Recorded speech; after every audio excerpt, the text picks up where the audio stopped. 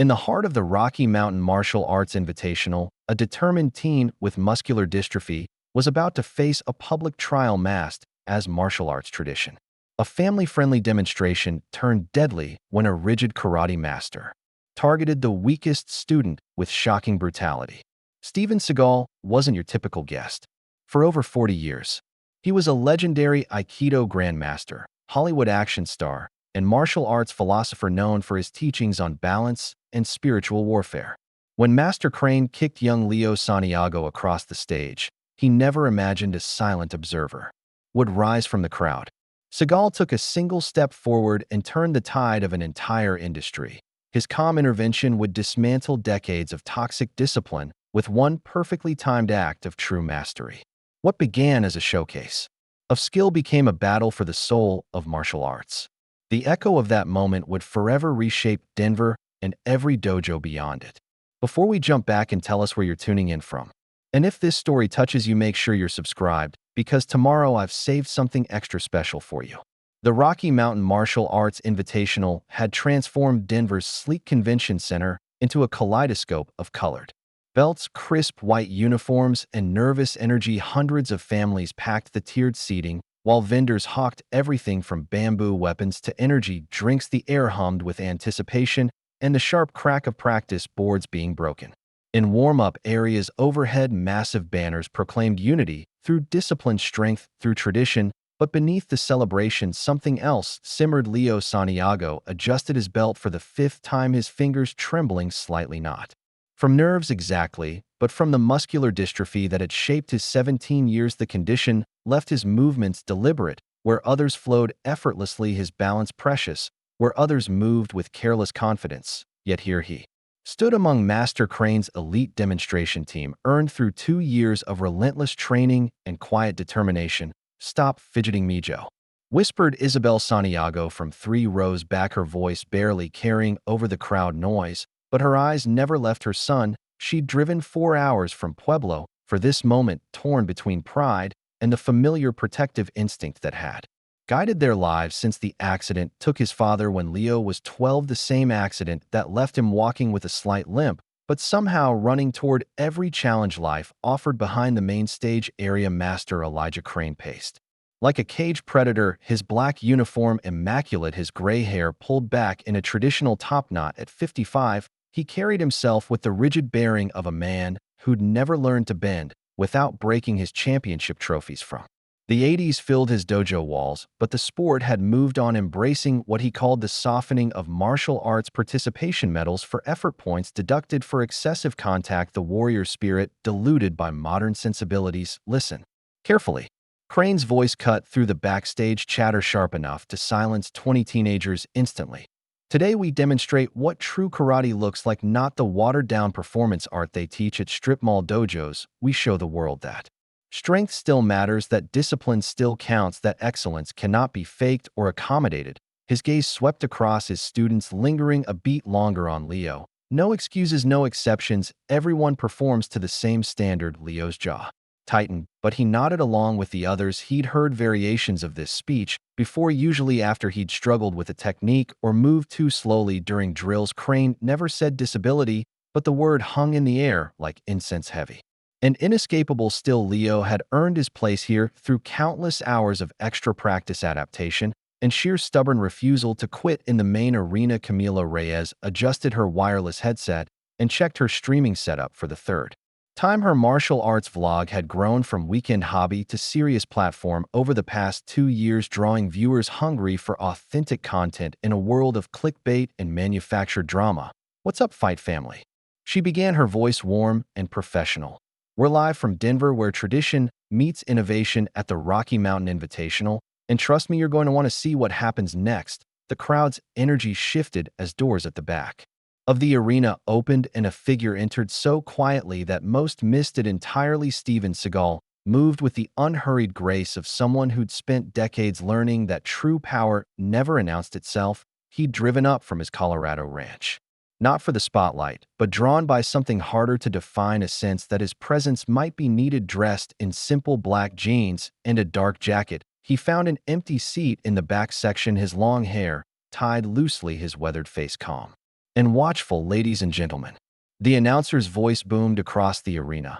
Please welcome Master Elijah Crane and the students of Traditional Karate Academy. The demonstration team filed onto the main mat in perfect formation, their movements synchronized like a military unit. Crane led them with the bearing of a general reviewing troops, but Leo's position at the back of the formation drew scattered murmurs from the crowd, his slightly uneven gait visible even in the ceremonial walk to center stage. Isabel's hands clenched in her lap as she watched her son take his position. She'd seen this moment in her dreams for months, sometimes as triumph, sometimes as nightmare. Now, watching it unfold in real time, she felt the familiar weight of being a parent who'd spent years learning when to protect and when to step back. The students you see before you, Crane announced, his voice carrying easily to the back rows without amplification, represent 2 years of training in authentic traditional karate, not modern sport competition, not choreographed demonstration, but the real art as it was meant to be practiced. He turned to face his students. Ray, 20 students bowed in unison except for Leo, whose movement lagged by a fraction of a second, his descent slightly awkward as his left leg took more weight than his right. The delay was barely noticeable, perhaps 2 seconds, but in the crystalline silence of the arena, it felt eternal. Camila noticed immediately, her commentary pausing mid-sentence as she processed what she'd just witnessed. That's Leo Santiago, folks. She recovered smoothly. He's been training under Master Crane for 2 years despite muscular dystrophy. Pretty incredible dedication to see inclusion at this level of traditional martial arts. From his seat in the back, Steven Seagal leaned forward, slightly, his dark eyes focusing on the young man whose slight struggle with the formal bow had caught his attention. There was something in the boy's posture, despite the obvious physical challenges, a quiet dignity that spoke of inner steel. Seagal had seen it before in warriors who'd learned that the greatest battles were fought within. The demonstration began with basic kata choreographed forms that told the story of combat without opponents. Leo's movements, while clearly well practiced, lacked the flowing precision of his teammates. His techniques were correct, but executed with visible effort. Where others moved like water, he moved like someone carrying invisible weight. You'll notice the variation in execution. Crane's voice cut across the arena, his tone clinical. In traditional training, we accommodate no one. The kata demands perfection, and the practitioner must rise to meet that demand or acknowledge their limitation. The word struck Isabel like a physical blow. She'd spent years fighting similar attitudes in schools and sports programs. In every arena where her son's determination met institutional resistance, she started to rise from her seat, then forced herself to sit back down. Leo had asked her specifically not to intervene, to let him succeed or fail on his own terms. On the mat, Leo felt the weight of hundreds of eyes cataloging his every movement, the whispered conversations that had followed him since middle school, the careful kindness that felt worse than outright cruelty. But he'd learned to transform that attention into fuel for the fire that burned in his chest, the same fire that had driven him to the dojo 2 years ago, when kids at school said he'd never make it past yellow belt. Santiago, Crane's voice sliced through his concentration. Your high kite is weak. The pulling hand must snap back with authority again. Leo reset his stance and repeated the movement, his right hand pulling back to his ribs with more force, the effort visible in the tension of his shoulders, the slight tremor that ran through his frame. Better, Crane acknowledged, though his tone suggested the improvement was barely adequate. Now we move to application. The crowd's energy shifted again as students began pairing off for combat demonstrations. This was what many had come to see, the practical application of technique under pressure. Phones appeared throughout the audience, parents leaning forward to capture their children's moments of glory. But Seagal's attention remained fixed on Leo Santiago, watching not just the boy's techniques, but his spirit, the way he positioned himself among his peers, neither hiding his limitations nor advertising them. The quiet courage it took to stand on this stage, knowing that every movement would be scrutinized.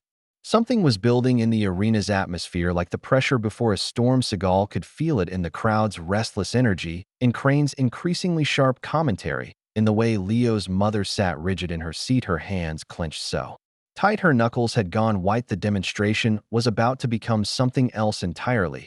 And Steven Seagal settled back in his chair, his body relaxed, but his mind fully alert, ready for whatever was about to unfold. Santiago stepped forward, Master Crane's command cut through the arena like a blade. Leo felt every head turn toward him, every camera lens focus on his movement. As he stepped from the back rank to center stage, the polished floor reflected the overhead lights, creating the illusion that he was walking on water, but his slightly uneven gait reminded everyone present that illusions had limits. You wish to be treated like the others, correct? Crane's voice carried a deceptive gentleness that Leo had learned to distrust. Over 2 years of training. Yes, sensei. Then demonstrate your understanding of the basic principle. We just practiced. Show me your reverse punch from fighting stance. The request seemed simple enough. Leo had performed this technique thousands of times in class, but something in Crane's tone made the hairs on his arms stand up around him. His teammates had grown still, as if sensing the shift in their instructor's mood. Leo moved into fighting stance, his left foot forward, his hands raised. In proper guard position, the stance felt solid despite the subtle accommodation he'd learned to make for his weaker right side. When he threw the reverse punch, his technique was textbook correct, but the power behind it limited by the muscular dystrophy that affected his dominant side. Stop. The word cracked like a whip across the arena. Leo froze mid-movement, his fist extended, his body balanced awkwardly in the follow-through. Ladies and gentlemen, what you just witnessed is the difference between form and function. Crane began circling Leo like a shark scenting blood. Technique, without power, dedication, without ability, the harsh reality that not everyone who wishes to be a warrior possesses the tools for war.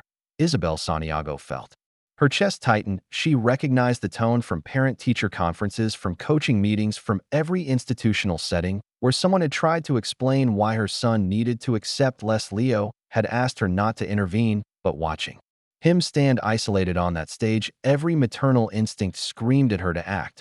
Try again, Santiago, but this time show me real power, the power to stop an actual opponent, not the gentle simulation we practice in beginner's class. Leo reset his stance and threw the punch again, putting everything he had behind it. His face reddened with effort, his body shaking slightly from the exertion. The punch was stronger than his first attempt, but still obviously limited by his physical constraints. Inadequate again. The mat doesn't care about your personal struggles, Santiago. An attacker won't show you mercy because of your condition. Now watch what real power looks like. Crane moved into position and demonstrated the same technique. His reverse punch snapped out with devastating speed and power, the sound of his GI cracking with the movement audible throughout the arena. The difference between his technique and Leo's was stark, undeniable, and deliberately emphasized. Camila Reyes found herself struggling with her commentary, her usual professional enthusiasm curdling into something uncomfortable.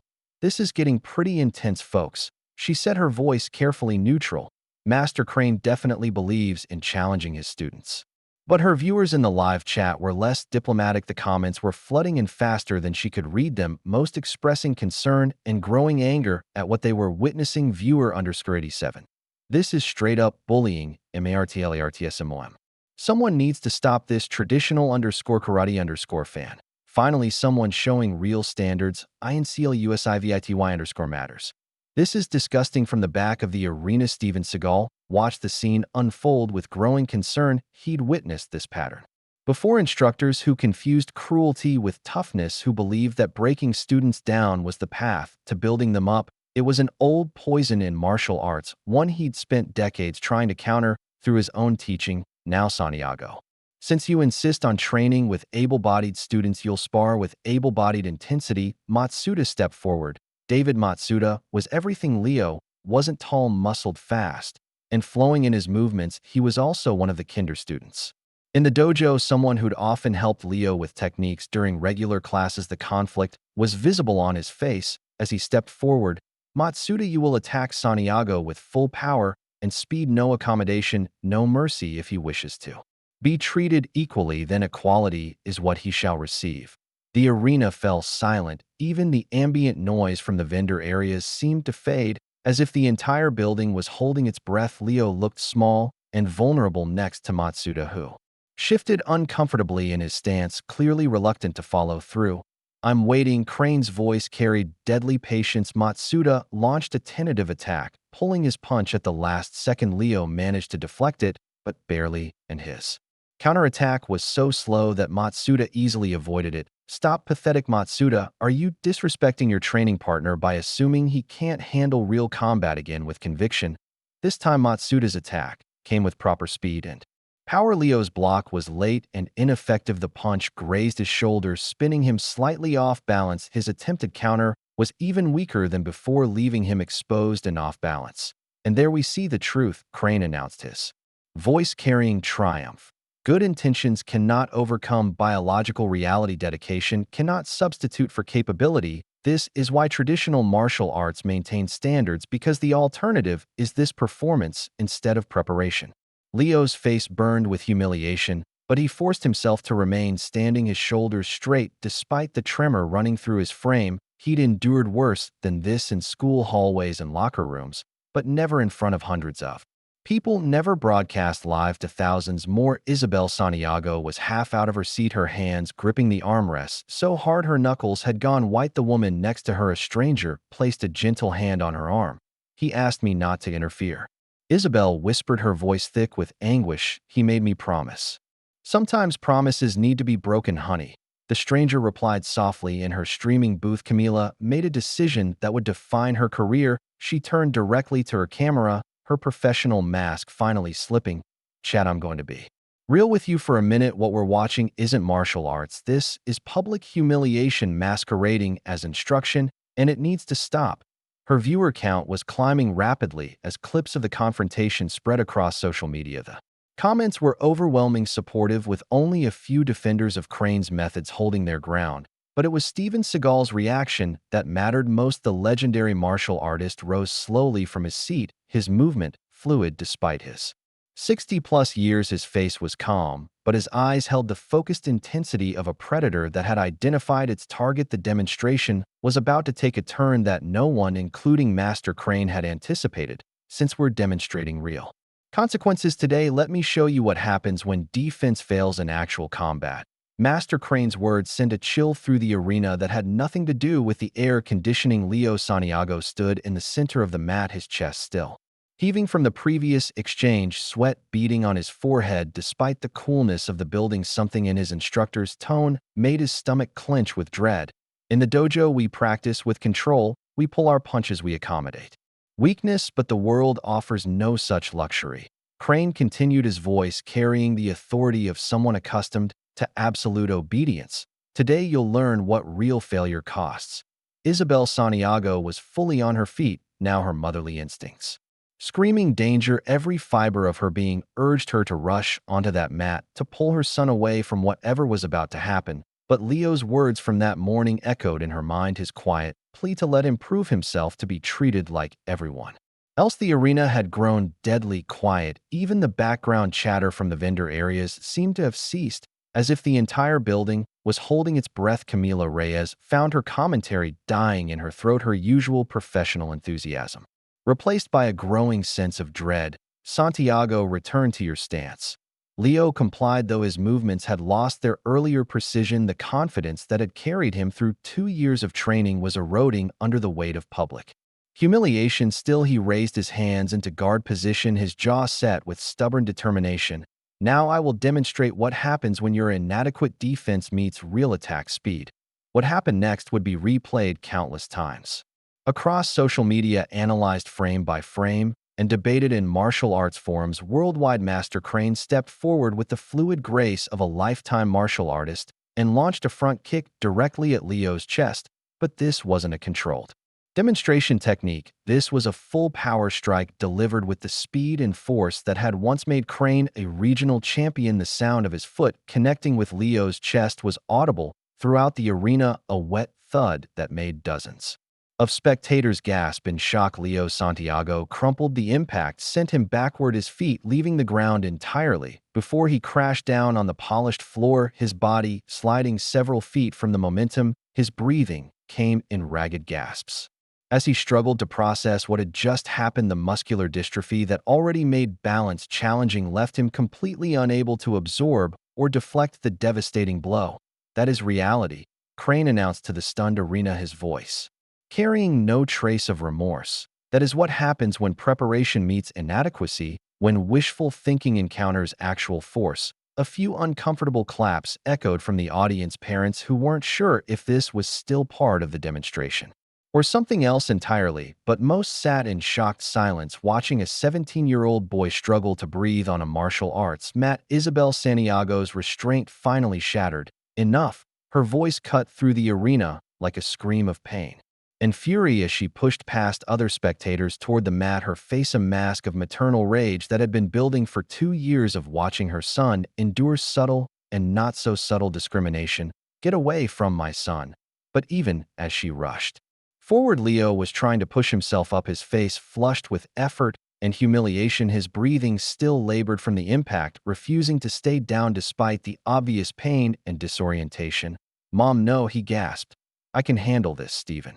Seagal had seen enough. The legendary martial artist rose from his seat in the back section, his movement so fluid and purposeful that conversations stopped as people noticed his approach. He'd remained silent through the first part of the demonstration, recognizing the toxic dynamics, but hoping cooler heads would prevail. But what he'd just witnessed crossed every line of martial arts ethics he'd spent a lifetime defending. There was no theatricality in his approach, no dramatic announcement of his presence. Steven Seagal simply walked through the crowd with the calm certainty of someone who'd faced real violence countless times and understood the difference between teaching and abuse. The arena's energy shifted palpably as people began to recognize him. Whispers rippled through the crowd like electricity through water. Phones appeared as spectators realized they were about to witness something unprecedented. Camila Reyes felt her heart racing as she recognized the approaching figure. Chat, you are not going to believe this, she whispered into her microphone.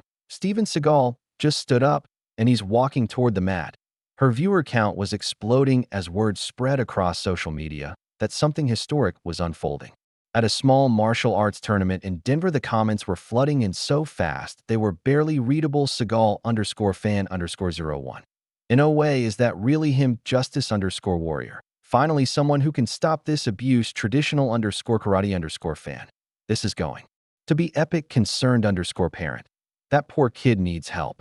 On the mat, Leo managed to get to his knees, his breathing still labored, but his eyes blazing with determination. He'd taken the worst shot Crane could deliver, and he was still conscious, still fighting to stand up, but Master Crane's attention was no longer on his student. The arena had grown so quiet that Seagal's footsteps were audible as he approached the edge of the mat, his weathered face calm, but his dark eyes holding an intensity that made even Crane step back involuntarily. Excuse me. Seagal's voice was soft, almost conversational, but it carried throughout the arena with absolute clarity.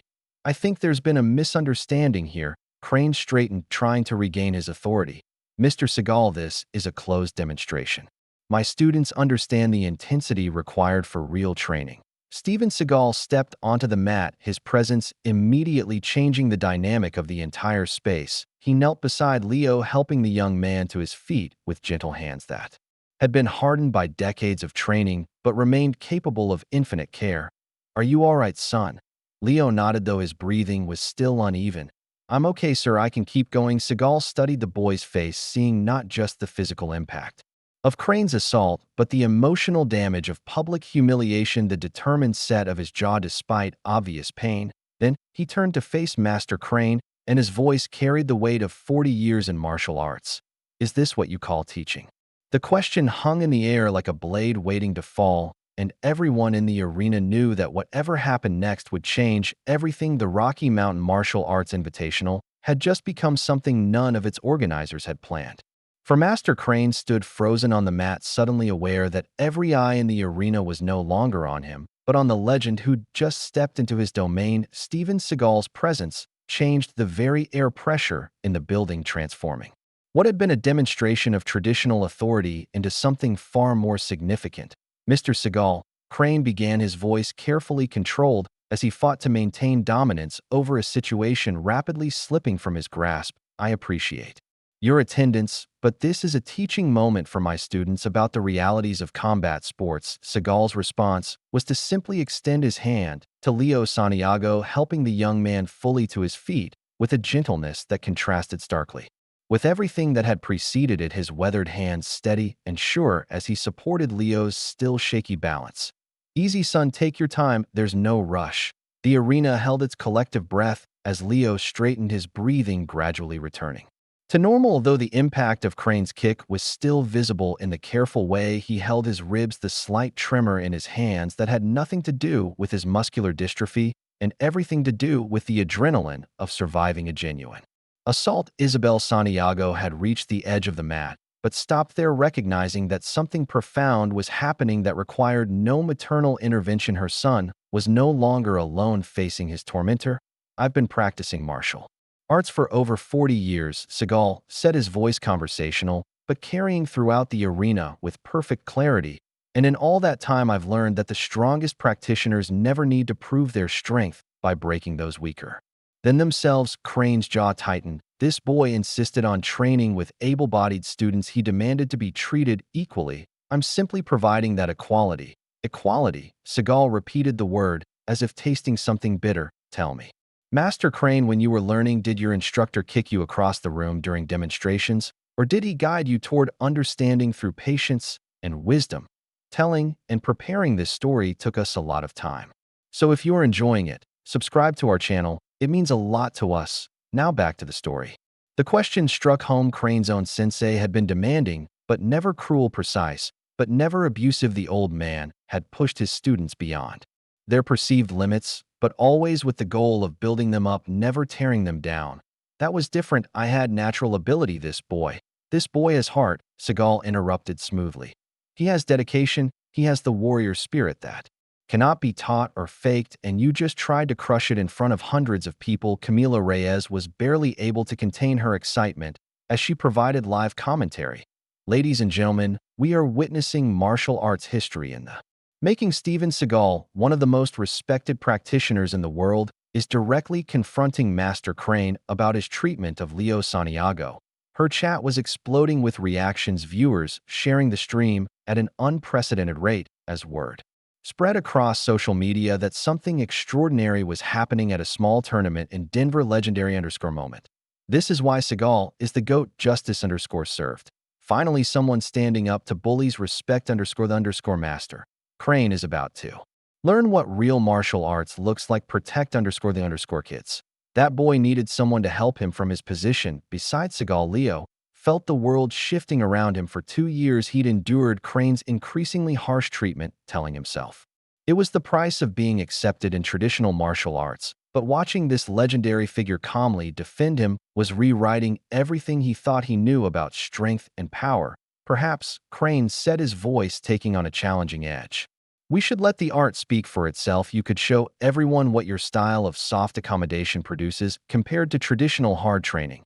It was a tactical error born of desperation and wounded pride. Crane was trying to reframe the confrontation as a philosophical disagreement about training methods rather than what it actually was, an experienced instructor's abuse of a disabled student. Steven Seagal smiled for the first time since entering the arena, an expression that held no warmth whatsoever. "You want a demonstration, Master Crane?"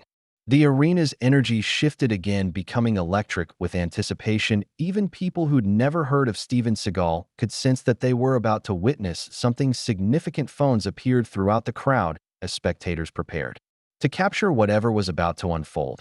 "I think that would be educational for everyone," Crane replied, trying to project confidence he no longer felt. Seagal nodded slowly, then placed a gentle hand on Leo's shoulder. "Step back, son, but stay close.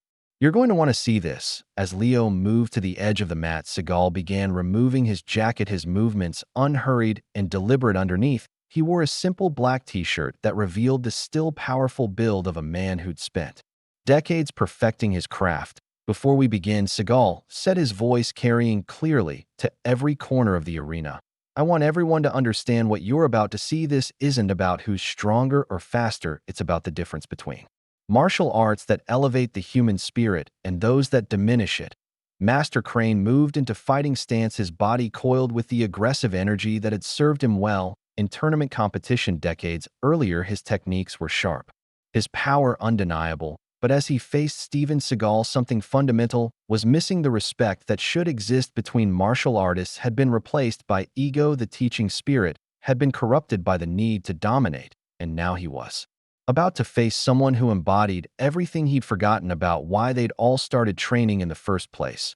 "Whenever you're ready, Master Crane," Seagal said, settling into a relaxed stance that looked almost casual but held the fluid potential of water. About to become a tsunami, the arena fell silent, waiting for the collision between two different philosophies of martial arts, between the rigid traditionalism that demanded conformity and the flowing wisdom that adapted to serve others. Leo Santiago watched from the sideline, his ribs still aching from Crane's kick, but his heart racing with something he'd almost forgotten what it felt like to have someone truly in his corner. The demonstration was about to become a reckoning.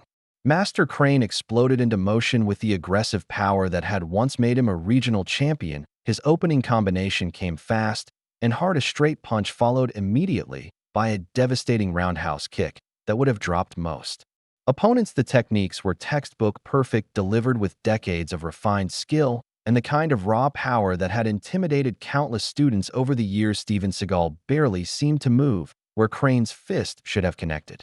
Seagal simply wasn't there anymore, his body flowing like water around a stone, the punch slicing through empty air as if he'd never been standing in that spot at all. The follow-up kick met the same fate, whistling past harmlessly as Seagal repositioned himself with such minimal effort, it looked almost accidental. "What you're seeing, folks," Camila Reyes whispered into her microphone, her voice tight with excitement, "is pure Aikido mastery. Seagal isn't fighting Crane, he's redirecting him using the attacker's own energy against them." Her chat was exploding with real-time reactions as viewers tried to process what they were witnessing. Aikido_student.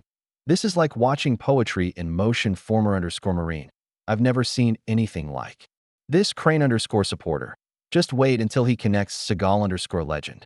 "The master is barely trying." Crane reset and attacked again, this time with a flurry of punches designed to overwhelm through sheer volume. His hands moved in a blur of controlled violence, each strike thrown with knockout power, but somehow none of them found their target. Seagal moved through the barrage like smoke slipping between raindrops, his face calm and focused, as if he were performing a meditation rather than defending against a genuine assault. The crowd began to murmur in amazement as they realized what they were witnessing. This wasn't evasion or running away, this was complete control. Seagal was dictating the pace and flow of the encounter while appearing to do nothing at all. "He's making it look effortless," someone whispered from the front row. "Like Crane's attacks are just choreography." Leo Santiago watched in fascination from the sideline, his ribs still aching from Crane's earlier kick, but his mind completely absorbed by the lesson unfolding before him. For 2 years, he'd been told that martial arts was about power, about dominance, about the strong proving their superiority over the weak. But what he was seeing now challenged every assumption he'd been taught. "Notice the breathing," Seagal said softly, his voice somehow carrying clearly despite the fact that he was simultaneously avoiding Crane's increasingly desperate attacks. "Martial arts isn't about fighting, it's about understanding the nature of conflict itself." Crane's frustration was becoming visible, sweat beaded on his forehead. Despite the cool arena air, his techniques remained sharp, but they were gaining a frantic quality as none of them found their mark. The control and precision he'd displayed against Leo were eroding under the pressure of facing someone who couldn't be dominated through intimidation. "Stand still and fight," Crane snarled, launching a spinning back kick that should have been devastating.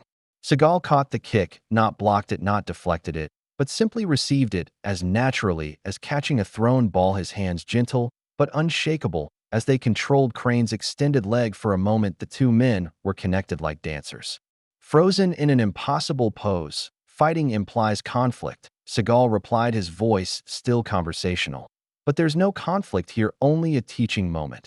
With a subtle shift of weight and angle, Seagal redirected Crane's momentum, the master's own power and aggression suddenly working against him as he found himself off balance and vulnerable. Seagal could have thrown him, could have applied any number of joint locks or strikes, but instead, he simply guided Crane to the ground with the same gentleness he'd shown Leo. Crane hit the mat hard, but not from impact, from the sudden realization that he'd been completely outclassed without his opponent ever throwing a single offensive technique. The arena erupted in applause and gasps of amazement as spectators processed what they'd just witnessed. Several martial artists in the crowd were on their feet, recognizing the level of mastery they'd just observed. "Ladies and gentlemen," the event announcer's voice crackled over the PA system, though he sounded as stunned as everyone else. That was a demonstration of traditional Aikido by Steven Seagal. But Seagal wasn't finished. He extended his hand to help Crane to his feet, the same gesture of respect and assistance he'd shown Leo minutes earlier. His face held no triumph, no mockery, just the calm satisfaction of a teacher who'd successfully delivered a lesson. "You have considerable skill, Master Crane," Seagal said as he helped the other man stand. "Your techniques are precise, your power is real, but power without wisdom becomes violence, and violence without purpose becomes cruelty." Crane stood unsteadily, his worldview shaken by what he'd just experienced. For decades, he'd believed that martial arts success came from imposing your will on others, from breaking down opposition through superior force, but he'd just been completely neutralized by someone who never even tried to hurt him. "You've been teaching fear," Seagal continued, his voice gentle, but carrying absolute authority. "Fear of inadequacy, fear of weakness, fear of not being enough. But true martial arts teaches us to transcend fear, not to perpetuate it." The words hit Crane harder than any physical technique could have, because they were absolutely true. Somewhere along the way, his teaching had become about breaking students down rather than building them up, about proving his own superiority rather than helping others discover their potential. "This young man," Seagal gestured toward Leo, "has more courage in his little finger than most people develop in a lifetime. He shows up every day knowing he'll struggle, knowing he'll be judged, and he keeps training anyway. That's not weakness, Master Crane. That's the warrior spirit you claim to be teaching." Leo Santiago felt tears streaming down her face as she watched someone finally see her son the way she'd always seen him, not as a disability to be accommodated or a problem to be solved, but as a young warrior fighting his own battles with quiet dignity. The arena had gone completely silent again, but this time it wasn't the tense silence of anticipated violence. It was the reverent quiet of people recognizing they'd witnessed something profound. Tyson Wu, one of Crane's other students, stepped forward from the group that had been watching in stunned silence, his face conflicted as he processed everything he'd just seen. "Sensei," he said, his voice barely audible, "is that true what he said about fear?" The question hung in the air like an accusation, and Master Crane found himself without an answer for the first time in decades. Steven Seagal turned from the humbled Master Crane and walked slowly toward Leo Santiago, the arena maintaining its cathedral silence as the legendary martial artist approached the young man who'd become the unlikely center of this philosophical storm. Leo stood straighter, despite the lingering ache in his ribs, his eyes wide with a mixture of awe and uncertainty. "Leo," Seagal said, his voice carrying the warm authority of someone accustomed to being listened to, "I'd like to ask you something, and I want you to answer honestly, not what you think people want to hear, but what you truly feel." The teenager nodded, his throat suddenly dry as hundreds of eyes focused on him again, but this time the attention felt different, less like scrutiny and more like support. "Do you want to continue training in martial arts?" The question seemed simple, but Leo understood the weight behind it. This wasn't just about finishing today's demonstration. This was about his future, his identity, his place in a world that had spent 17 years telling him what he couldn't do. "Yes, sir," Leo replied, his voice steady despite the tremor running through his hands. "More than anything, even after what just happened, even knowing that there will always be people who see your condition before they see your spirit." Leo glanced toward his mother in the stands, seeing the tears streaming down her face, the fierce pride and protective love that had carried them both through years of challenges. Then he looked at Master Crane, who stood silent and shaken nearby. Finally, he looked back at Steven Seagal, "Especially because of what happened, sir. Martial arts isn't just something I do, it's who I am." Seagal smiled, an expression of genuine warmth that transformed his weathered features. "Then let's show everyone what real martial arts looks like when it's practiced with heart instead of ego." The arena stirred with anticipation as Seagal gestured toward the center of the mat. "I'd like you to perform a kata. Leo, any kata you choose, but perform it your way, not trying to match anyone else's speed or power, just showing us the technique as it lives in your understanding." Leo hesitated for a moment, the weight of the moment pressing down on him like a physical force. This was his chance to redefine not just his own relationship with martial arts, but possibly influence how others saw disability and determination. "What if I'm not fast enough? What if it doesn't look right?" "There is no right or wrong," Seagal replied. "There's only authentic and inauthentic. You've been training for 2 years. Your body knows the techniques. Trust it. From the sideline, Tyson Wu stepped forward, his face flushed with something that looked like shame. Leo. He called out, his voice cracking slightly. Can I do the kata with you?" The request surprised everyone, especially Leo, who'd grown accustomed to training alone or being paired with partners who clearly saw him as a burden. Tyson had been one of Crane's favored students, fast, strong, and technically precise, but also someone who'd remained silent during all the moments when Leo needed support. "You don't have to," Leo said carefully. "I know it might look weird with us moving at different speeds. That's exactly why I want to do it," Tyson replied, stepping onto the mat. "I've been watching you train for 2 years, and I never realized I was learning the wrong lesson. I thought martial arts was about being better than other people. But you've been showing us it's about being better than you were yesterday." Camila Reyes felt her throat tighten with emotion as she provided commentary for her exploding viewership. "What we're seeing here, folks, is something unprecedented too. Students from the same dojo choosing to train together, not in competition, but in support of each other." Her chat was moving so fast, individual comments were barely readable, but the sentiment was overwhelmingly positive. Inclusion_matters. This is what martial arts should be. Proud_parent. These kids are teaching us all something. Seagal_wisdom.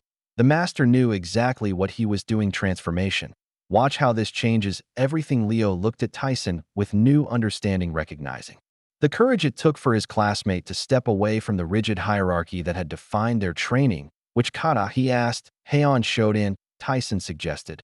"The first one we all learned, simple but fundamental."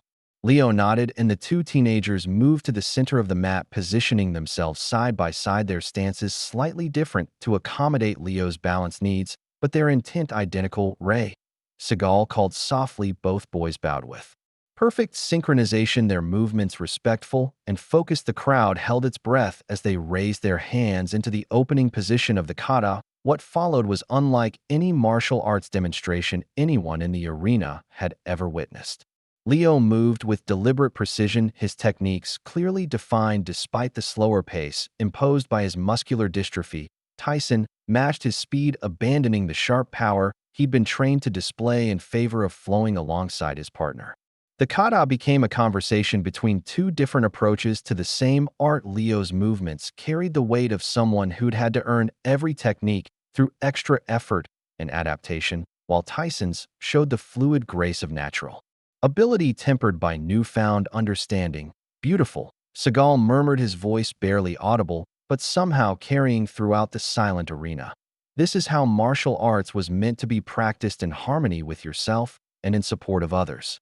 As the kata progressed, other students from Crane's demonstration team began to shift restlessly, several glancing between their humbled instructor and the unexpected lesson unfolding on the mat. Sarah Chun, one of the senior students, stepped forward.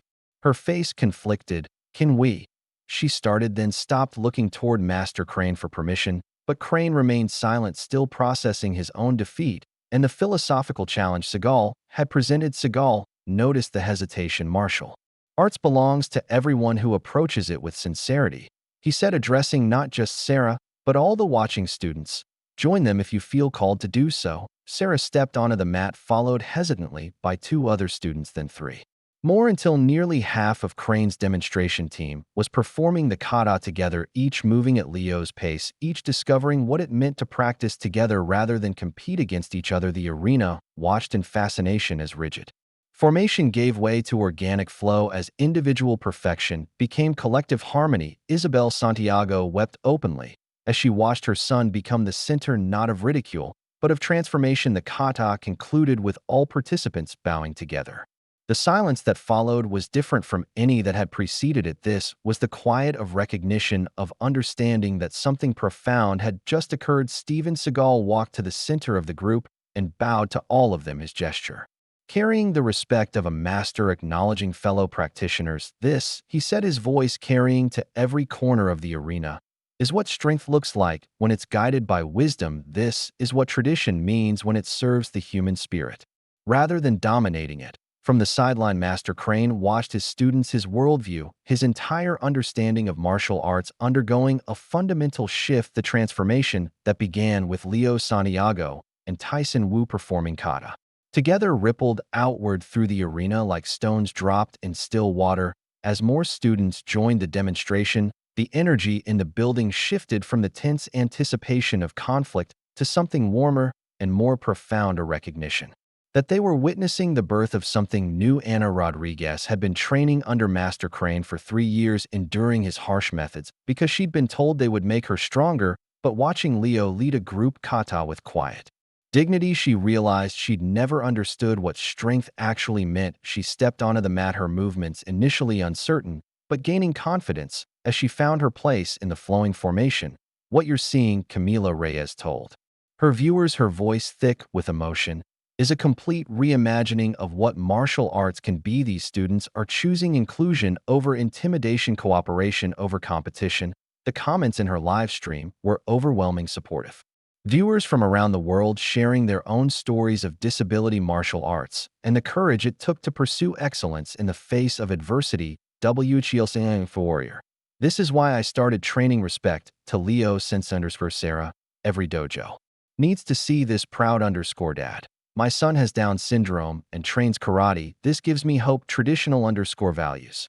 "Maybe our traditions need to evolve." Marcus Thompson stood at the edge of the mat, conflicted. His father had enrolled him in Crane's dojo specifically because of its reputation for toughness, for producing competitors who didn't make excuses, but watching his classmates move together in harmony, he wondered if he'd been learning the wrong lessons all along. "Go ahead, son," his father called from the stands, surprising everyone, including Marcus. "Show them what you've learned." The permission he'd been waiting for finally came, and Marcus joined the kata. His powerful techniques softened to match the group's pace. His usual aggression replaced by something he'd never experienced before, the joy of moving in perfect synchronization with others. Steven Seagal moved among the students like a conductor guiding an orchestra, his presence calming and encouraging as he helped them discover new ways to express their art.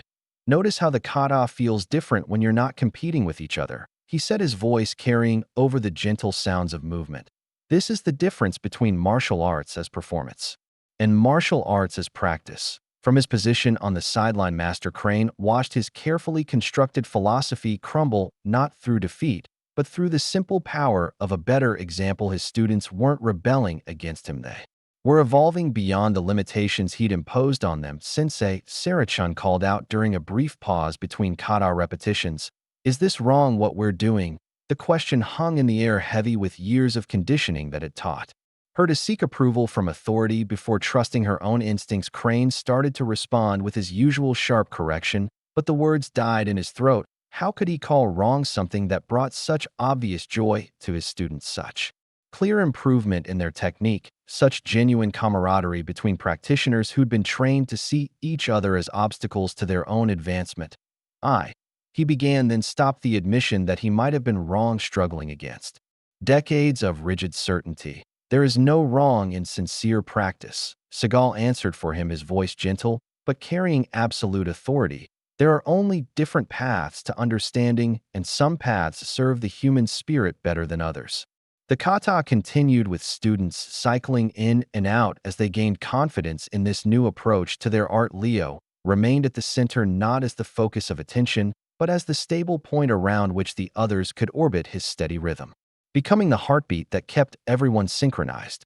Isabel Santiago had been joined by other parents who'd initially come to watch their children compete, but now found themselves witnessing something far more meaningful. Several were crying openly as they saw their own children discover new aspects of themselves. "He's teaching them," whispered Maria Wu, Tyson's mother. "Your son is teaching all of them. He's learning too," Isabel replied, watching Leo's face glow with confidence she hadn't seen since before the accident that changed their lives. "They're all teaching each other." The arena's atmosphere had completely transformed. What had begun as a traditional martial arts demonstration had become something unprecedented, a celebration of adaptive excellence and inclusive practice. The rigid hierarchies that typically defined these events had dissolved into something more organic and authentic. Event organizer Ravi Khanna stood in the wings, watching his carefully planned schedule dissolve into something he'd never anticipated. His first instinct was to restore order, to get the demonstration back on track, but the obvious joy on the participants' faces and the enthusiastic response from the audience made him hesitate. "Sir," his assistant approached nervously, "should we move to the next scheduled event?" Ravi looked out at the mat, where Leo Santiago was now helping a younger student with a difficult technique, his guidance patient and encouraging in sharp contrast to the harsh corrections that had dominated the earlier demonstration.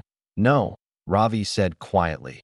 Let this continue. This is what we should have been doing all along. Camila Reyes was receiving messages from martial arts schools around the country asking for more information about adaptive training methods. Her viewer count had reached numbers she'd never dreamed of as the clips spread across social media platforms. Chat were getting requests from dojos worldwide wanting to know how to implement inclusive training programs. I think we're watching the beginning of a movement here. The movement was visible in real time as more students joined the demonstration, as parents began discussing adaptive modifications with each other as the rigid structure of traditional hierarchy gave way to something more flexible and human. Steven Seagal watched it all with quiet satisfaction, understanding that his intervention had accomplished something far more significant than simply stopping one instructor's abuse. It had planted seeds of change that would grow long after this day was forgotten. Leo, he called softly as the current kata cycle completed. Would you like to try something a little more advanced? The young man's eyes lit up with excitement. Yes, sir. What did you have in mind? A two-person kata, something that requires real partnership and communication. Leo looked around at his classmates who'd been transformed from competitors into collaborators. Who wants to be my partner? 6 hands went up simultaneously. Master Elijah Crane stood at the edge of the mat watching his students practice martial arts in a way he'd never taught them, their movements flowing together in harmony rather than competing for dominance. The sight should have filled him with rage at the undermining of his authority. Instead, he felt something he hadn't experienced in decades: uncertainty. The rigid certainty that had guided his teaching for over 20 years was cracking like ice under spring warmth as he watched Leo Santiago patiently guide a newer student through a difficult technique using the same gentle correction methods that Crane had always dismissed as weakness. The results were undeniable. The student was learning faster and with more confidence than any of Crane's harsh corrections had ever produced. Sensei Ana Rodriguez approached him hesitantly, her usual fear of his disapproval replaced by something new, a quiet confidence he'd never seen in her before. I understand the kata differently. Now, when I'm not worried about making mistakes, I can focus on the technique itself. Crane opened his mouth to deliver his standard response about the necessity of pressure in creating excellence, but the words wouldn't come because Ana was right. Her movements had improved dramatically in just the few minutes she'd been training with Leo's group. Her techniques were more precise, her balance more stable, her spirit more engaged. Steven Seagal noticed Crane's internal struggle and approached the conflicted instructor with the same calm presence he'd shown throughout the demonstration. It's difficult, isn't it? Seagal said, his voice carrying understanding rather than judgment. Watching everything you believed get turned upside down. I don't understand, Crane replied, his voice barely above a whisper. I've been teaching the same way for over 20 years, the way I was taught, the traditional way. Tradition can be a beautiful thing, Seagal responded, but only when it serves the people practicing it, not when the people serve the tradition. Your methods produced skilled fighters, Master Crane, but did they produce happy martial artists? The question hit like a physical blow because Crane couldn't remember the last time he'd seen genuine joy in his dojo, the kind of infectious enthusiasm that was radiating from the students on the mat. His classes had become grim affairs focused on correction and competition rather than discovery and growth, but without discipline. Without standards, Crane began, then trailed off as he watched Tyson Wu helping Leo with a complex combination, both teenagers completely absorbed in the technical challenge, neither concerned with proving superiority over the other. Look at them.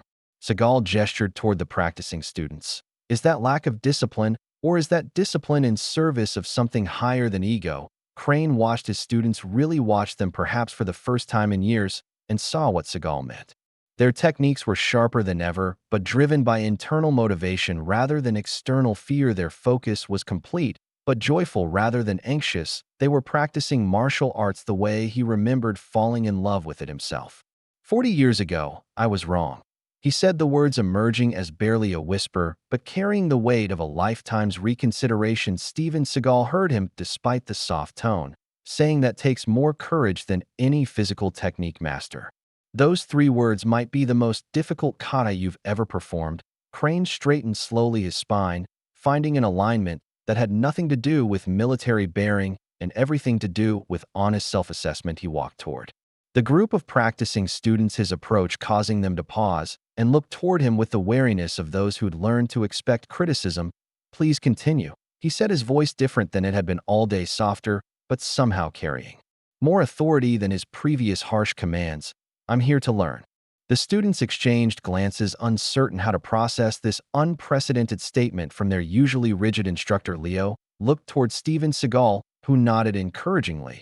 "Would you like to try the kata with us, Sensei?" Leo asked, his voice carefully respectful, but holding none of the fear that had characterized their earlier interaction. "We're working on adapting the movements so everyone can participate fully." The word adapting, which had always triggered Crane's lectures about maintaining standards, now struck him differently. This wasn't about lowering expectations, it was about expanding access to excellence, allowing more people to experience the transformative power of martial arts. "I would be honored," Crane replied. The formal phrase carrying genuine meaning for the first time in years. He took his place in the formation, not at the head as he'd always insisted, but integrated among his students as an equal participant in the learning process. The kata that followed was unlike any he'd ever performed, his movements careful and considered as he worked to match the group's supportive rhythm rather than impose his own pace. "Sensei, your back stance is deeper when you're not rushing," Sarachin observed. During a brief pause, "It looks more stable." Another revelation. Crane realized that his emphasis on speed and power had actually compromised the technical precision he claimed to value. Most his students were teaching him things about his own art that decades of competition had obscured. "Thank you, Sarah," he replied, the simple acknowledgement of a student's insight representing a fundamental shift in his understanding of the teacher-student relationship.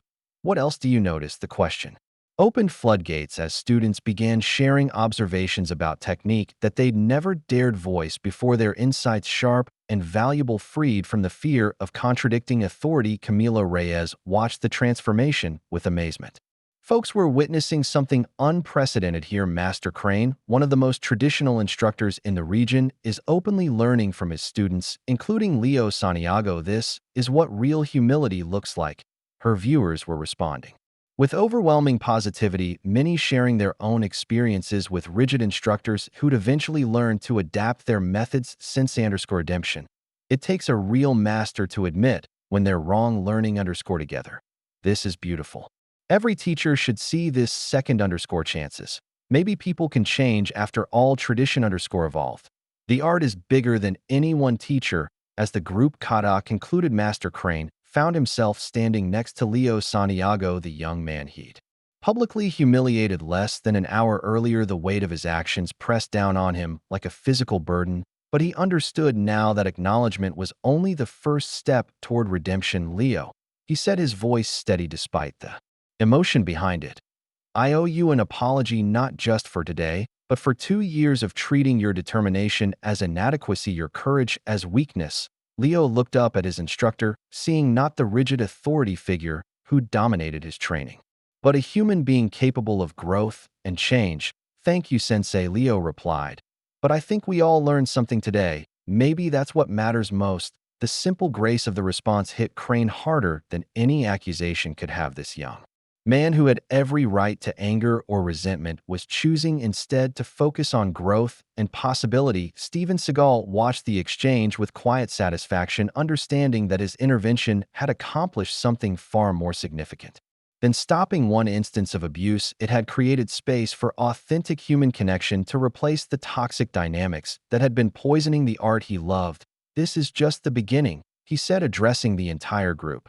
"What you've discovered today about training together, supporting each other, adapting to meet everyone's needs, this is how martial arts spreads and grows." The arena buzzed with conversations as parents, students, and instructors processed what they'd witnessed, many already planning changes to their own training methods inspired by the transformation they'd seen unfold. Master Crane stood among his students, no longer above them, but part of something larger than his individual authority. For the first time in decades, he felt like he was truly practicing martial arts rather than simply performing them. The Rocky Mountain Martial Arts Invitational had officially ended 40 minutes ago, but nobody seemed ready to leave the transformed arena. Conversations bloomed like flowers throughout the crowd as parents, instructors, and students processed what they'd witnessed. Discussions about adaptive training methods, inclusive practices, and the true meaning of martial arts mastery filled the air with an energy that felt electric and hopeful. Event organizer Ravi Khanna stood at the center of it all, fielding questions from martial arts school owners who wanted to implement similar programs in their own dojos. His carefully planned schedule had been obliterated. But the response from attendees was unlike anything he'd experienced in 15 years of organizing tournaments. Mr. Khanna approached Patricia Mills, who ran a chain of 3 dojos in Colorado Springs. "I need to know how we can train our instructors in these adaptive methods." What Leo and the others demonstrated today, this is what martial arts should look like. Similar conversations were happening throughout the arena as the demonstration's impact rippled outward through the martial arts community. Camila Reyes was still streaming, receiving interview requests from major sports networks and martial arts publications worldwide. Her viewer count had stabilized at numbers that represented a career-defining moment. "The response has been incredible, folks," she told her audience. "I'm getting messages from schools on 6 continents asking for more information about inclusive training methods. What started as one young man's courage has become a global conversation about the future of martial arts." Near the main mat, Steven Seagal was speaking quietly with Leo Santiago and his mother, Isabel, the conversation carrying the weight of life-changing decisions and unexpected opportunities. "Leo, I'd like to make you an offer." Seagal said, his voice carrying the authority of someone whose words could reshape futures. "I run a small training center in Colorado Springs focused on adaptive martial arts and philosophical study. I think you could benefit from expanded instruction. But more importantly, I think other students could benefit from training with you." Leo's eyes widened as he processed the implications. "You want me to help teach? I want you to be yourself," Seagal replied. "Your approach to martial arts, your understanding of persistence and adaptation, these are things that can't be taught from a manual. They have to be experienced, and you've lived them in a way that could help others discover their own potential." Isabel felt tears welling in her eyes as she watched her son's face transform with possibility. For years, she'd fought for his inclusion in mainstream activities. Now one of the world's most respected martial artists was recognizing Leo's unique value as a teacher and practitioner. "What about school? What about my training here?" Leo asked, glancing toward Master Crane, who was still surrounded by his students engaged in conversations that would have been impossible hours earlier. "Your regular schooling would continue," Seagal explained, "but weekends and summers you train with us, working with students from around the country who come to learn adaptive methods. You'd be developing curriculum, helping other instructors understand how to modify techniques without compromising their effectiveness." The offer represented everything Leo had dreamed of but never dared hope for recognition, not as an inspiration or an exception, but as a genuine contributor to the martial arts community, someone whose perspective added value rather than requiring accommodation. "Can I think about it?" Leo asked, though his excitement was already evident in his voice. "Of course, but don't think too long. Opportunities like this don't come around often." Across the arena, Tyson Wu was having his own transformative conversation with his father, David, who'd driven down from Fort Collins expecting to watch his son dominate a traditional competition. Instead, he'd witnessed his teenager choose courage over conformity, support over superiority.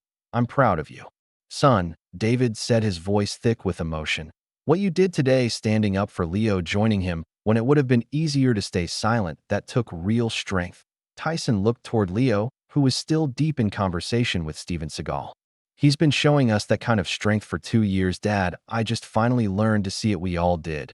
"Your sensei seems to be learning too," David observed, watching Master Crane patiently answer questions from younger students about the philosophical differences between competitive and cooperative training. The transformation in Crane was visible to everyone who'd known him before. The rigid authority had been replaced by something more flexible and human. His students were approaching him with questions and observations they'd never dared voice before, and he was listening with genuine interest rather than defensive correction. "Sensei," Anna Rodriguez said during a lull in the conversation, "could we try some of these cooperative methods in our regular classes? I think I learn better when I'm not worried about being perfect immediately." Crane considered the request, recognizing the wisdom in it, for the first time understanding that his emphasis on immediate perfection had actually hindered learning by creating anxiety that interfered with natural skill development.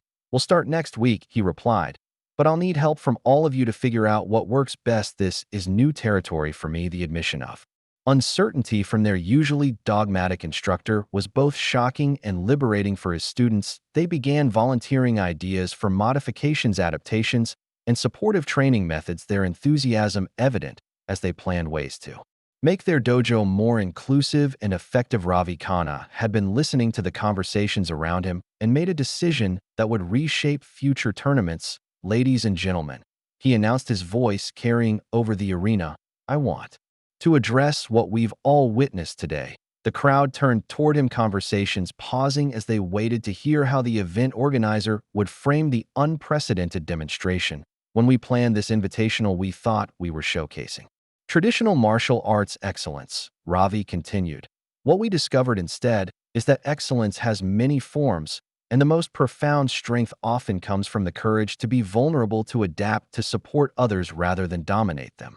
Applause rippled through the arena as parents, students, and instructors recognized the truth in his words. Starting next year, the Rocky Mountain Martial Arts Invitational will include a new division focused on adaptive and cooperative martial arts. Will be working with experts to develop judging criteria that value partnership over dominance, inclusion over exclusion. The announcement generated excited conversations throughout the crowd as schools began planning how to participate in this new category, many recognizing that it would require fundamental changes in their training philosophy. Furthermore, Ravi added, we'll be offering instructor certification programs in adaptive teaching methods because what we learned today is that every student deserves to experience the transformative power of martial arts regardless of their physical capabilities. Steven Seagal nodded approvingly at the announcement, understanding that institutional change was necessary to support the individual transformations they'd witnessed today. Leo,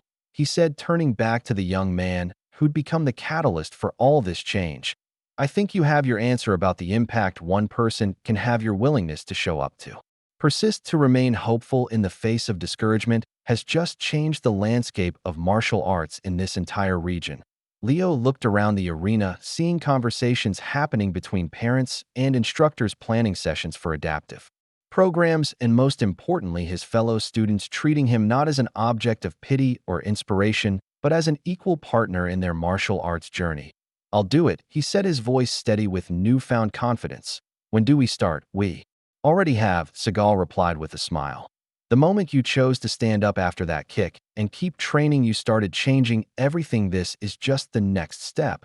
As the arena finally began to empty, the energy of transformation lingered in the air. Conversations continued in parking lots and restaurants as the martial arts community processed what they'd witnessed and began planning how to implement change in their own schools. The day that had begun with one young man's public humiliation had become the beginning of a movement that would spread far beyond Denver, far beyond martial arts, to any community where courage and inclusion could triumph over tradition and exclusion. 6 weeks later, on a crisp Saturday morning in Colorado Springs, the Adaptive Martial Arts Center buzzed with quiet energy. Sunlight streamed through large windows, illuminating a training space that looked different from traditional dojos. Softer mats accommodated students with mobility challenges. Adjustable equipment allowed for various physical capabilities, and mirrors were positioned to help practitioners see their own progress rather than compare themselves to others. Leo Santiago stood at the front of a small class, his voice calm and encouraging as he guided 8 students through modified warm-up exercises. The group included Maria, a teenager with cerebral palsy similar to his own condition, James, a military veteran adjusting to life with a prosthetic leg, and Sarah, a woman in her 40s who'd lost partial vision but discovered that martial arts helped her navigate the world with greater confidence. Remember, the technique belongs to you, Leo said, his words echoing Steven Seagal's teachings from their regular weekend sessions. Don't try to make your body fit the technique. Make the technique fit your body while keeping its essential purpose intact. From the back of the room, Isabel Santiago watched her son with pride that went beyond maternal love. Leo had found his calling not despite his disability, but because of how it had shaped his understanding of persistence, adaptation, and the true meaning of strength. His confidence had grown exponentially since that day in Denver, but more importantly, he'd found his voice as a teacher and advocate.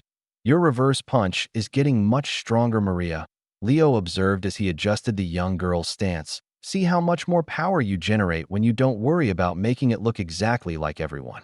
Elsa's Steven Seagal entered the dojo quietly, as was his custom, preferring to observe before announcing his presence. He'd been working with Leo for 6 weeks now, and the young man's natural teaching ability continued to impress him. Leo possessed something that couldn't be taught: the ability to see potential in others and help them discover it for themselves. At a corner table, Camila Reyes worked on her laptop, editing footage for the documentary that had emerged from that transformative day in Denver. The day the match shifted had already been accepted into 3 film festivals and was generating interest from streaming platforms around the world. The story had resonated far beyond the martial arts community, becoming a symbol of how individual courage could challenge institutional barriers and create space for positive change. Camila had received messages from educators, coaches, therapists, and community leaders asking how they could apply similar principles in their own fields. "How's the editing coming?" Seagal asked, approaching her table during a break between classes. "It's powerful, Steven," Camila replied, watching it back on, still amazed by how quickly everything changed, how one moment of intervention created ripples that are still spreading. Indeed, the ripples were visible everywhere. Master Crane had revolutionized his teaching methods at Traditional Karate Academy, enrolling in adaptive instruction certification and working closely with disability advocacy groups to ensure his dojo was truly inclusive. His transformation had been so complete that he'd been invited to present at martial arts conferences about the integration of cooperative training methods. "We're getting inquiries from schools in 12 countries," Camila continued. "Everyone wants to know how to implement these programs. The response has been overwhelming." Seagal nodded with satisfaction. "That's what happens when you plant seeds in fertile ground." The idea was always there, people just needed to see it in action. The morning class concluded with students practicing kata together, their movements synchronized not through rigid conformity, but through mutual support and adaptation. Leo led them through the closing meditation, his voice carrying the calm authority of someone who'd found his purpose. "Thank you all for training today," he said as the class bowed together. "Remember that every time you practice with patience and support for yourself and others, you're continuing something that started long before us and will continue long after we're gone." As students began to leave, several approached Leo with questions about specific techniques or adaptive modifications. His responses were thoughtful and encouraging, drawing from his own experience while acknowledging the unique challenges each practitioner faced. Leo called James the veteran as he gathered his gear. "My daughter's been asking about starting martial arts. She's 12, and she's been pretty inspired by what you've been doing here. Bring her by next week," Leo replied. "We're starting a new youth program, and she'd be very welcome." The casual exchange represented something profound: the normalization of adaptive training, the understanding that martial arts belonged to everyone willing to approach it with sincerity and dedication. Near the window, Isabel was speaking with 2 other parents whose children trained in the program. Their conversation focused on the broader implications of inclusive education and community building. "What Leo has shown us," said Patricia, whose son had Down syndrome, "is that accommodation doesn't mean lowering standards, it means expanding access to excellence." The philosophy was spreading beyond martial arts into schools, sports programs, and community organizations as people recognized that diversity of ability could strengthen rather than weaken group dynamics. As the dojo emptied, Steven Seagal remained behind with Leo, discussing plans for an upcoming seminar where they'd train instructors from around the region in adaptive teaching methods. "You've exceeded every expectation I had," Seagal told his young protege. "But more importantly, you've exceeded your own. You're not the same person who got kicked across that mat in Denver." Leo considered the observation, recognizing its truth. "I'm not, but I'm also not completely different. I still have muscular dystrophy. I still move differently than other people, but now I understand that those things are part of my strength, not obstacles to it." That's wisdom, Leo, and wisdom shared becomes legacy. Through the large windows, they could see other students arriving for the afternoon session, adults with various disabilities who'd traveled from across the region to train in an environment that celebrated adaptation rather than merely tolerating it. The program had grown beyond Seagal's Initial expectations with requests for instructor training coming from martial arts schools, therapy centers, and rehabilitation facilities, the principles they developed were proving applicable far beyond their original context, Stephen Leo said. As they prepared for the next class, do you think what happened in Denver would have happened anyway, or was it just lucky timing? Seagal smiled at the question, recognizing the philosophical depth behind it. I think change happens when preparation meets opportunity. You'd been preparing for years through your training, your persistence, your refusal to accept limitations that others tried to impose on you. The opportunity came when someone tried to break that spirit publicly, and you were there to help. I was there to witness, Seagal corrected gently. The help came from your own courage and from your classmates who chose to stand with you rather than remain silent. That's not luck, Leo. That's the natural result of living your values consistently. The afternoon students began filtering in, and Leo moved to greet them. His role as both student and teacher now feeling natural and right. The transformation that had begun with a moment of public humiliation had become a calling that was changing lives across the country. As the day's training commenced, Seagal watched from the sideline, recognizing that his intervention in Denver had accomplished something far more significant than stopping one instance of abuse. It had created space for authentic leadership to emerge from an unexpected source. Leo Santiago had become exactly what the martial arts community needed: someone who understood that true strength came not from dominating others, but from lifting them up, not from hiding limitations, but from transforming them into sources of wisdom and compassion. The legacy was still being written in every class, where students learned to support rather than compete with each other, in every instructor who chose patience over intimidation, in every person who discovered that their perceived weaknesses could become their greatest contributions to the world. Outside the Colorado Springs dojo, the mountain stood eternal and unchanging, but inside something was growing that would outlast any individual practitioner. A new understanding of what martial arts could be when guided by wisdom rather than ego, by inclusion rather than exclusion, by love rather than fear. The day the mat shifted had become the beginning of a movement, and that movement was just getting started. Up next, we have two more incredible stories that are waiting for you. Just click the image you want to watch, and it will take you there. If you enjoyed this video, make sure to subscribe. It would mean a lot.